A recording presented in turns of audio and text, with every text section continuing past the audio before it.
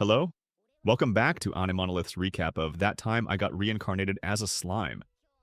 Continuing from our previous video, 20 years ago, there was once a peaceful village nestled on the border between Gustab and the Empire, a land known as the Yuma village, home to Kumara.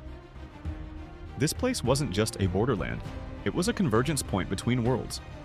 Her mother, a powerful nine-headed beast folk with demon lord level strength, ruled the village.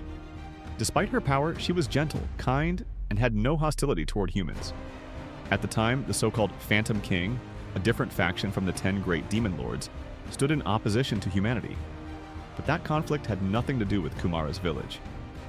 Still, the Empire used the village as a political pawn, declaring it a threat to justify a military purge. Although Clayman and the Empire had a non-aggression pact, the Empire exploited the village's location between the two powers.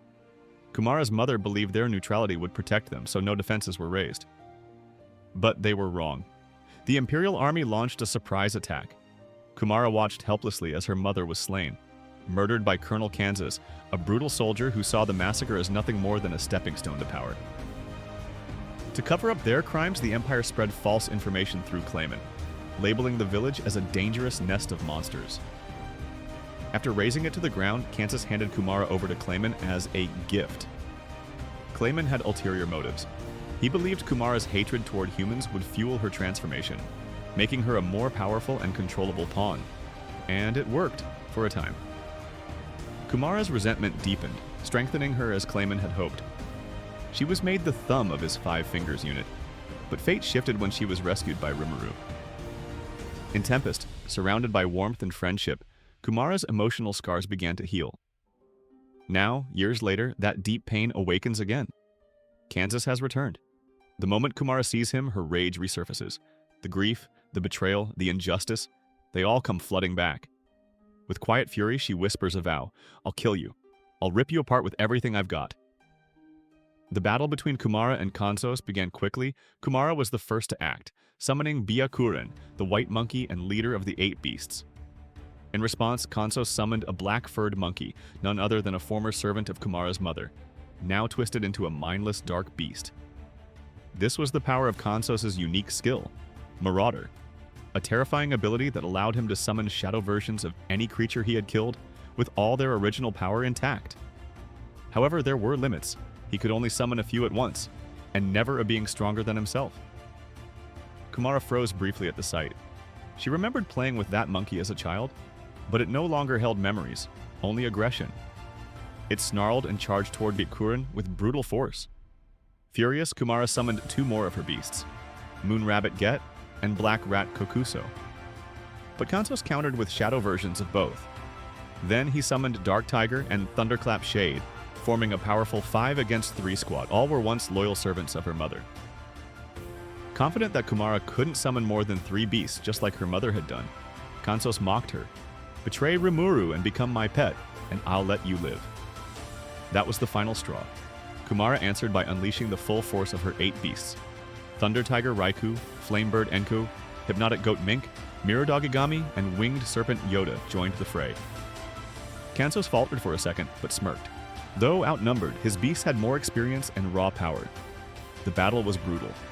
Kumara's side slowly lost ground, but she stayed calm. She had already noticed Kansos' weakness. His beasts depended on him to fight. Take him down, and they would fall with him. Kansos meanwhile revealed his final card, a massive 9-tailed dark fox, Kumara's mother, resurrected and corrupted. The sight froze Kumara in place. Her once gentle mother now glared at her as an enemy.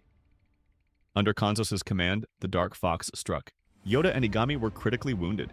Kansos laughed maniacally. "You're powerful, girl, but you lack experience. That's what makes me better." Kumara stood silently, then whispered, "If I lose my temper, I lose everything. I forgot what Lady Hinata taught me." She recalled all her beasts into her tails. Her 9 tails glowed brightly as she gathered her full strength, not as a summoner, but as Kumara the Nine-Head. She faced Kansos directly.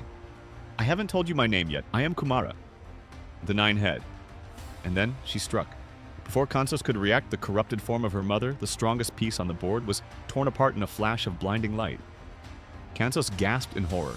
His strongest summon was gone, and with Marauder's rules once destroyed, it could never be called again. You destroyed her. I couldn't save her in life, but I reclaimed her dignity in death. Kansas tried to beg. Kumara didn't care. She raised her tails and said only one word: goodbye. With that, the nine-tailed slash, a flurry of radiant tails, shredded him to pieces. Kumara had won. Her mother was still gone. The past couldn't be changed, but her honor had been restored. Her village was lost, but she had a new home now in Tempest. And she would never let anyone take it from her again. I wanted you all to have your revenge too, but I hope this was enough. With that, Kumara smiled. Not with vengeance, but peace. In a silent chamber deep within the labyrinth, a man sat meditating. His jet-black exoskeleton gleamed with golden streaks, and a single sword-like horn protruded from his forehead. Crimson eyes glowed beneath it, unblinking, processing every detail of his surroundings. This was Zegion, the insect Kaiser, and one of the 10 lords of the labyrinth.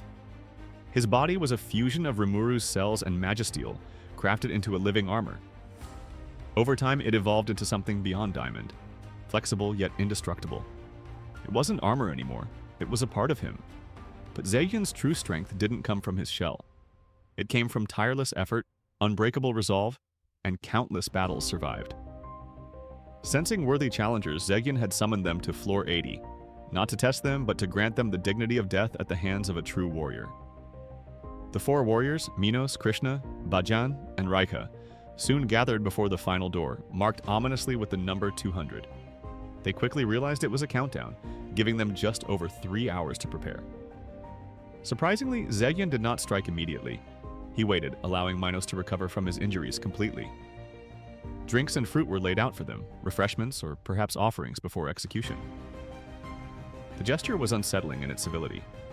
3 minutes before the countdown ended, the warriors stood.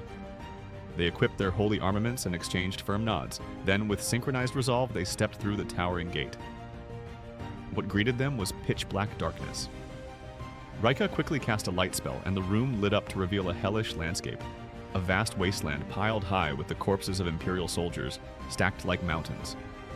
At the peak hovered Zegion, cross-legged in the air, his presence suffocating. Then a low, resonant voice sounded throughout. "I welcome all ye brave ones." The air trembled under the weight of his voice. Minos, stunned by the aura, mistakenly assumed this was the demon lord Rimuru himself. That is why he asked the question, Are you demon lord Rimuru?" That naive question enraged Zegion. "You dare to mistake me for Rimuru-sama?" His calm vanished. Fury radiated from his very core. "I am Zegion, one of the 10 lords of this labyrinth. If you wish to survive, you have but one path: defeat me. Burn your lives and fight with everything you have." His words weren't arrogance. They were truth. Zegion wasn't mocking them. He was declaring their sentence. Realizing the gravity of the moment, the 4 warriors activated their powers, and then the battle began. Inside the command room, Benimaru and Rimuru stared at the screen, dumbfounded by what they had just witnessed. "That guy, he might actually be stronger than you, Benimaru," Rimuru muttered. Benimaru's face twisted in frustration. "There's a chance, a very small one." Even he couldn't deny it. Then came Diablo's voice, calm and smug as always. "Fu, I've faced Zegion before. Not only is his combat sense terrifying, but he also possesses a natural advantage over demons, and can nullify most magic used by humans. He's Veldora-sama's prized disciple. I lost that battle, though I choose not to acknowledge it as defeat." Rimuru and Benimaru didn't laugh. Zegion wasn't just strong, he was monstrous. Even Testarossa had once challenged him and ended up deadlocked. No one had ever beaten him decisively.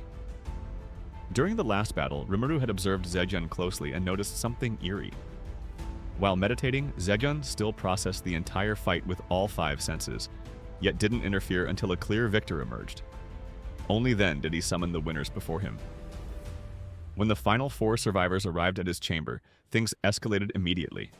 Bazin, the same man who once soloed the Death Dragon, struck first with a full-force sword slash. He died in a blink, obliterated by a single punch from Zegion.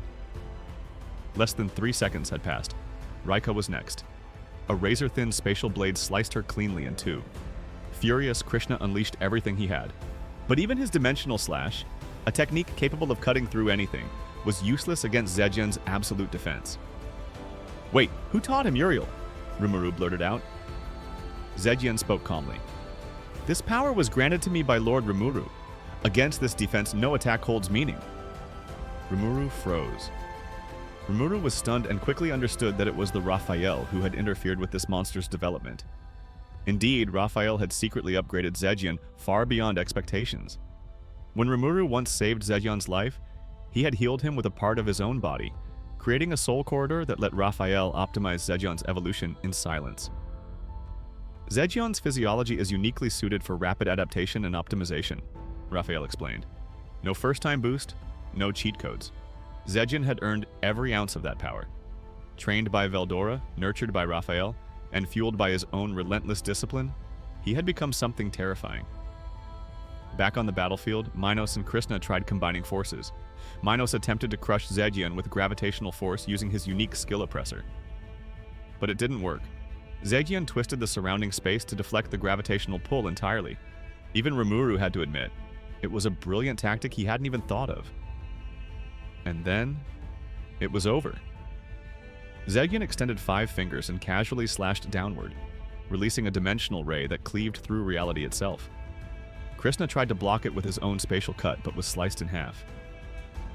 Minos tried to resist with interference waves, but it was no use. Spatial disconnection couldn't be deflected. Their faces froze in disbelief. And just like that, all 4 elite warriors of the Empire were dead in under a minute. Rimuru was speechless. Zegion had gone beyond human limits, beyond demons, beyond anything expected. He wasn't just strong, he was a living superweapon. "We've been keeping this guy locked away in the dungeon?" Rimuru muttered. "That's a complete waste." Still, he decided it was better this way.